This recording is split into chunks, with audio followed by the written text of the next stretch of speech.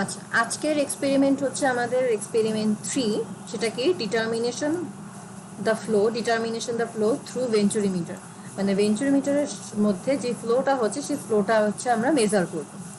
এখন ভেঞ্চুরিমিটার কি? ভেঞ্চুরিমিটার হচ্ছে ফ্লো মেজারিং ডিভাইস। ভেঞ্চুরিমিটারের মাধ্যমে কি পরিমাণে আসলে ফ্লো হচ্ছে সেটা আমরা বের করতে পারি।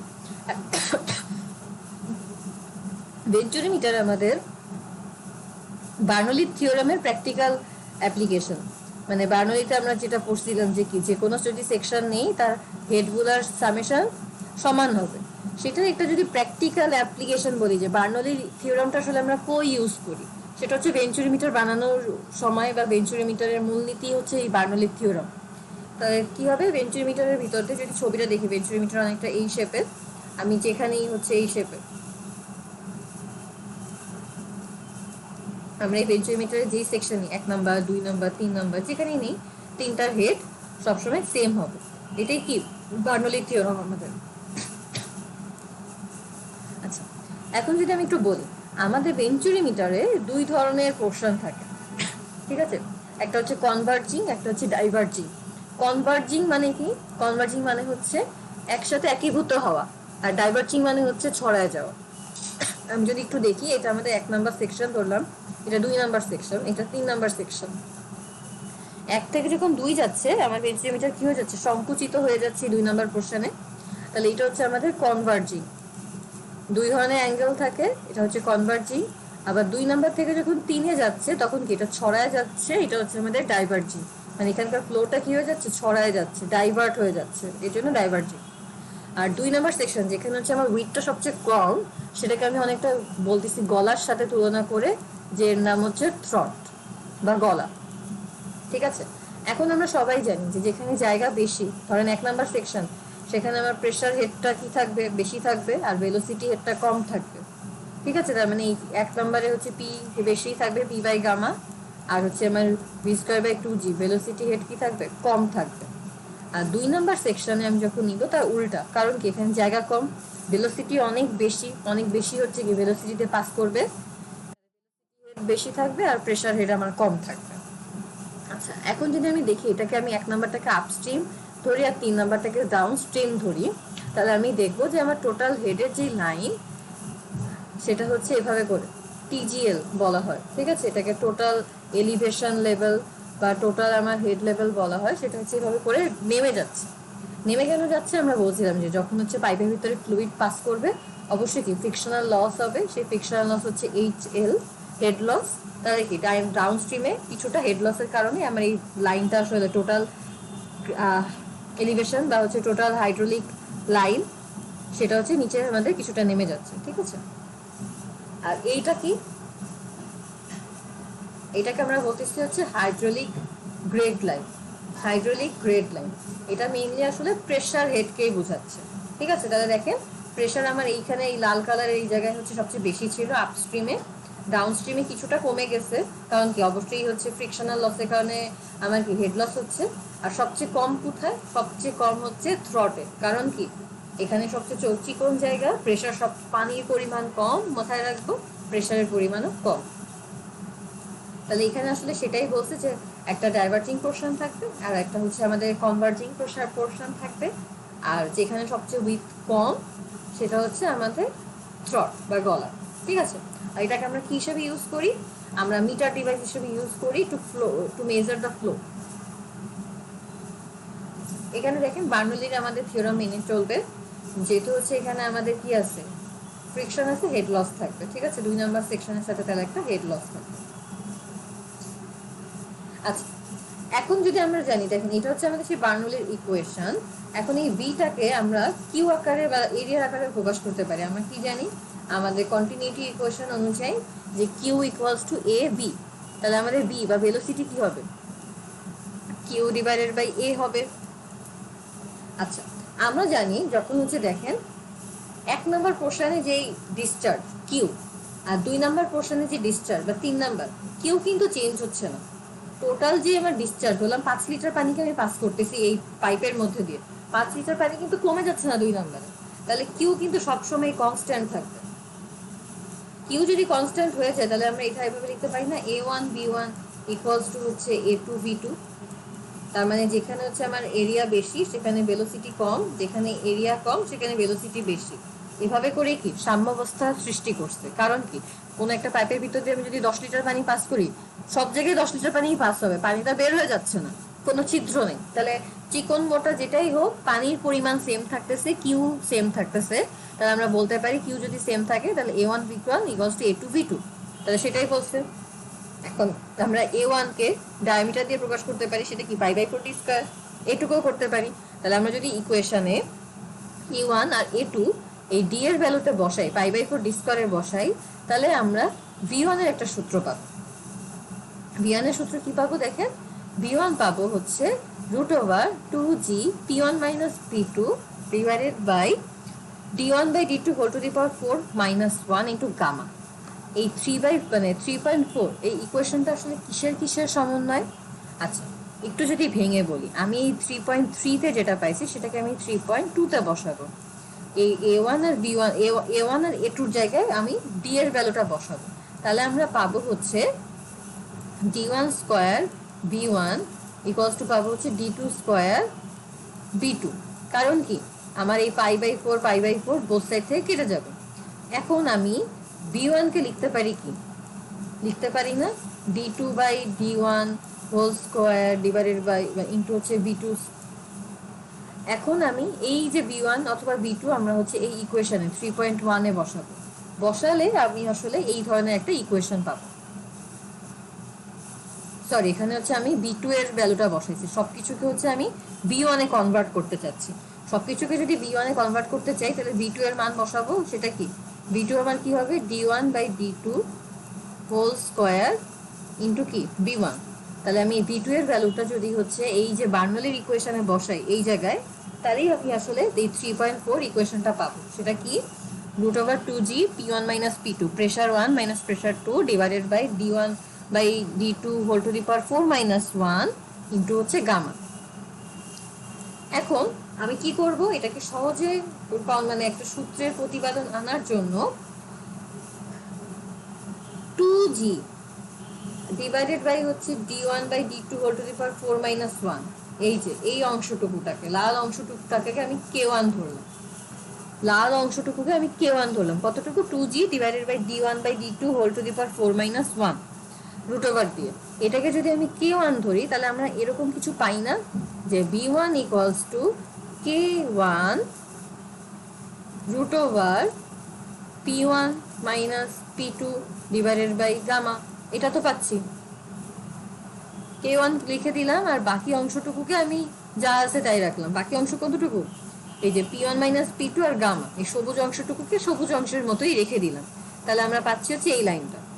এখন আমরা কি করলাম, আরেকটা জিনিস, P1 - P2 বাই গামা, এটা হচ্ছে আমাদের কি প্রেশার হেড। প্রেশার হেড কি ছিল আমাদের, P বাই গামা। তাহলে সেখানে P1 - P2 কেও আমি হচ্ছে গামা মানে হেডই বলতে পারি। P বাই গামা হচ্ছে আমার প্রেশার হেড ছিল, এখন আমি P1 - P2 বাই গামা এই অংশটাকেও আমি হচ্ছে প্রেশার হেড বলতে পারি। এর জন্য এটাকে আমি ধরলাম হচ্ছে H। তাহলে আমি কি করলাম, রুটের এই ভিতরের অংশটুকুকে H ধরলাম। তাহলে কি আমরা এটা বলতে পারি যে V1 ইকুয়ালস টু হচ্ছে k1 √H। তাহলে এই যে k1 √H এখানে আমি বসালাম, সেটা কি QT ইকুয়ালস টু A1V1। তাহলে আমি এখন V1 এর জায়গায় কি বসালাম, QT ইকুয়ালস টু হচ্ছে আমার A1V1। V1 এর জায়গায় আমরা বসাবো কি k1, এই যে এই জিনিসটা √H। এখন এই A1 আর k1 কে আমি বড় কে দিয়ে প্রকাশ করলাম, আর একটা কনস্ট্যান্ট আর √H লিখলাম। তাহলে আমরা কি বলতে পারি যে QT, আমি যদি একটু নীল কালি দিয়ে লিখি, যে QT আমার হবে হচ্ছে বড় কে √H। এখানে বড় কে কি, সেটা হচ্ছে ছোট k1 ইন্টু A1। তাহলে আমরা বলতে পারি যে কে তো আমার কনস্ট্যান্ট থাকবে, QT সমান সমান h two the power ½ √H না, তার মানে কি পাওয়ার হাফ। এটা আমাদের লাগবে গ্রাফ আঁকতে। আমরা যখন হচ্ছে এক্সপোনেন্ট বের করব, তখন আমাদের এক্সপোনেন্ট হচ্ছে ঘাত বা পাওয়ার, তখন এই কাজটা লাগবে। সেটা কি, কিউটি হচ্ছে আমাদের এইচ বা হেডের সাথে কি টু দি পাওয়ার হাফ বা হচ্ছে রুট হিসেবে সমানুপাতিক। আচ্ছা, এই পর্যন্ত তো গেল ব্যাখ্যা। এখন আমরা একটু যাই যে আমাদের এখান থেকে এই জিনিসগুলা থেকে আর কি কি পড়া লাগবে। আচ্ছা, এখানে একটা টার্মিনোলজি আছে, সেটা হচ্ছে কোএফিসিয়েন্ট অফ ডিসচার্জ। এই কোএফিসিয়েন্ট অফ ডিসচার্জকে হচ্ছে সিডি দিয়ে প্রকাশ করি। এটা হচ্ছে দুইটা জিনিসের রেশিও। কোন কোন জিনিসের রেশিও? আমি যদি হচ্ছে আমাদের সকল loss, friction loss, entry exit, যে কোনো লসকে যদি আমি হচ্ছে নেগলেক্ট করে ফেলি, তাহলে সিডি ইকুয়ালস টু হবে হচ্ছে Q A by Q T. Q A হচ্ছে আমার অ্যাকচুয়াল ডিসচার্জ, আর কিউটি হচ্ছে থিওরিটিক্যাল ডিসচার্জ। এই দুইটা রেশিও হচ্ছে আমাদের কোএফিসিয়েন্ট অফ ভেলোসিটি। এটা একটা গুরুত্বপূর্ণ টার্ম। আচ্ছা, তাহলে আমরা কি লিখতে পারি? কিউ এ লিখতে পারি হচ্ছে আমাদের সিডি ইন্টু হচ্ছে কিউটি। আচ্ছা, কিউটির আমরা ভ্যালু বের করছি একটু আগে, যে হচ্ছে কিউটি কি আমার বড় কে রুট ওভার এইচ। এখন এই সিডিও একটা কনস্ট্যান্ট, কে এর মানও একটা কনস্ট্যান্ট, সেটাকে আমরা ধরলাম সি। সি কে আমরা লিখলাম, মানে এই দুইটা কনস্ট্যান্টকে সি ধরলাম, আর এটাকে আমরা কি দিলাম, H to the power half. তাহলে আমরা সেম ভাবে বলতে পারি কি, কিউ এর সাথেও হচ্ছে কি আমার H to the power half হিসেবে এটা সমানুপাতিক। তাহলে এইচ এর পাওয়ারের সাথে কিন্তু আমার এই ডিসচার্জগুলো গুরুত্বপূর্ণ ভূমিকা রাখে। ঠিক আছে, এখন এটাকে জাস্ট এন দিয়ে প্রকাশ করছে। এন হচ্ছে এখানে এন ইকুয়ালস টু হাফ, একটা কমন ফর্ম আনার জন্য। আচ্ছা, ক্যালিব্রেশন আমরা আসলে কেন করি? আমরা যখন গ্রাফ প্লট করি তখন আমাদের আসলে ক্যালিব্রেশন দরকার হয়, যে অ্যাকচুয়াল ডিসচার্জ মেজার করার জন্য আমাদের সম্পর্ক আছে কিনা এক্সপেরিমেন্টের সাথে, বা এক্সপেরিমেন্টের যে হচ্ছে আমাদের ভ্যালুগুলো পেলাম সেটা যখন গ্রাফ পেপারে প্লট করব, স্কেলিং মেনটেন করা লাগে, তো সেটাকে আমরা আসলে ক্যালিব্রেশন বলতেছি। আচ্ছা, এখন একটু দেখি, একটু আগে আমি একটা সূত্র দেখলাম, সেই সূত্রটা আসলে কি ছিল? কিউ এ ছিল হচ্ছে C H to the N হচ্ছে আমার এখানে হাফ আসলে, ঠিক আছে, মানে এন ইকুয়ালস টু আমি যদি হচ্ছে হাফ লিখি, তাহলে আমি এখানে H to the power N দিতে পারি। এখন এই ইকুয়েশনে আমি দুই সাইডে লগ নিলাম। কি করলাম, আমি দুই সাইডে লগ নিলাম। Log Q A equals to হবে হচ্ছে log C H to the power N. আমরা জানি কি, লগের সময় যদি গুণ থাকে তাহলে সেটা কি হয়ে যায়, যোগ হয়ে যায়। তাহলে কি হবে, লগ সি প্লাস কি হবে, পাওয়ারটা কি হয় লগের সময় সামনে চলে আসে, তাহলে এন লগ এইচ হয়ে যাবে। ঠিক আছে, লগের সময় যদি গুণ থাকে তাহলে যোগ হবে আমার, আর যদি কোনো পাওয়ার থাকে সেই পাওয়ারটা সামনে চলে আসবে। তাহলে এখানে গুণ ছিল তাই আমাদের যোগ আসছে, আর এই পাওয়ারটা আমাদের সামনে চলে আসছে, এটা মাথায় রাখতে হবে।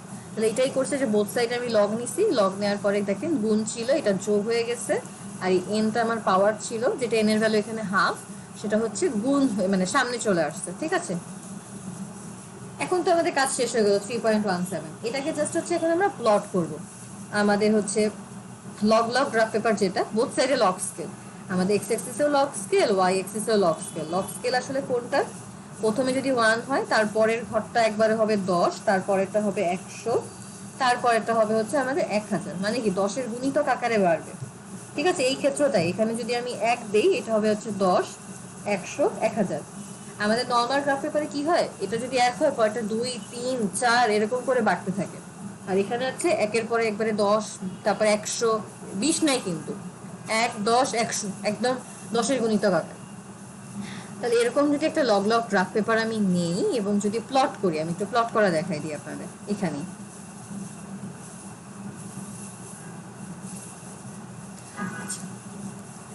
তাহলে দেখেন আমার হচ্ছে এক্স এক্সিসে লগ লগ গ্রাফ পেপার, এটা কি কি গ্রাফ পেপার, এটাকে বলা হয়েছে লগ লগ গ্রাফ পেপার।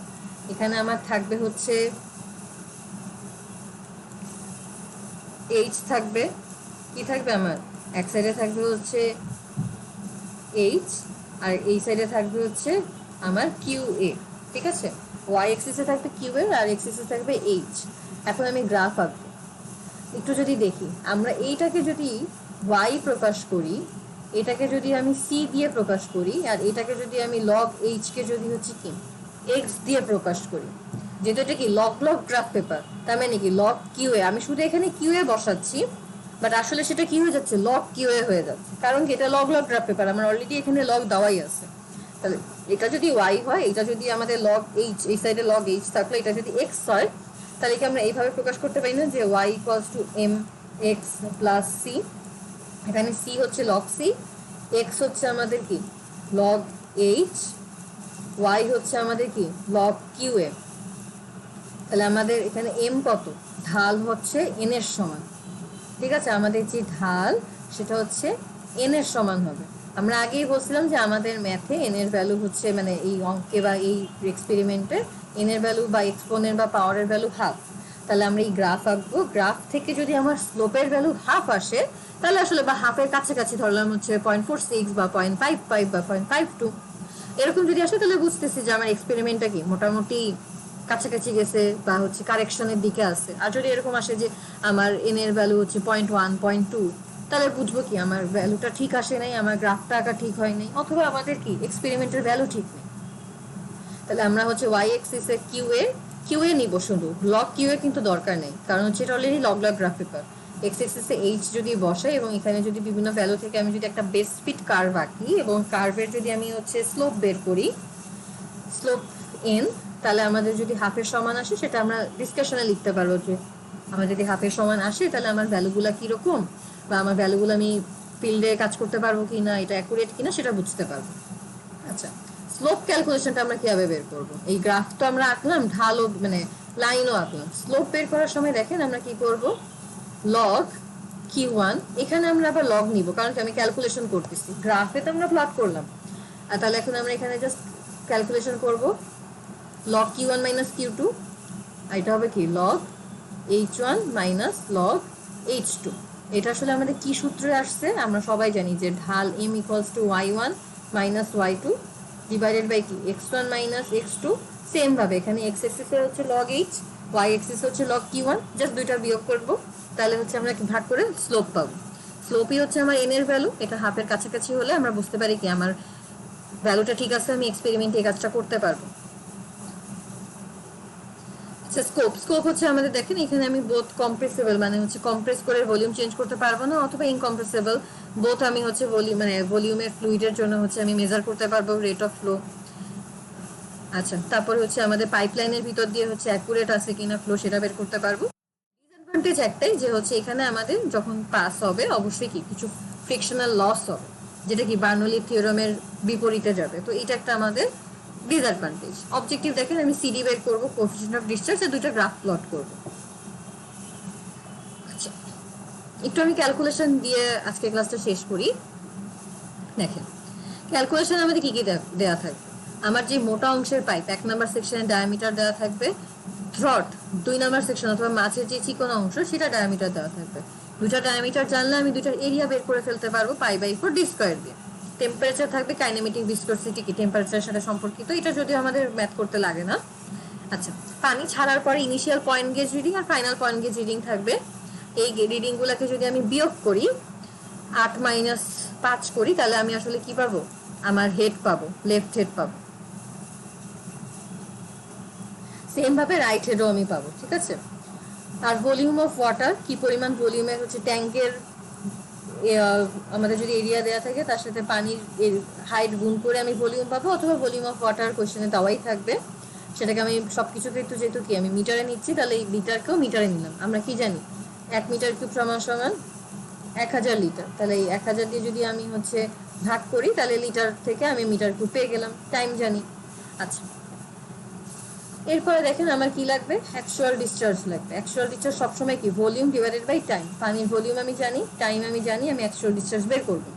আচ্ছা, থিওরিটিক্যাল ডিসচার্জের জন্য দেখেন আমাদের সূত্রটা কি, theoretical discharge Q T equals to আমাদের সূত্র ছিল হচ্ছে K H to the power half.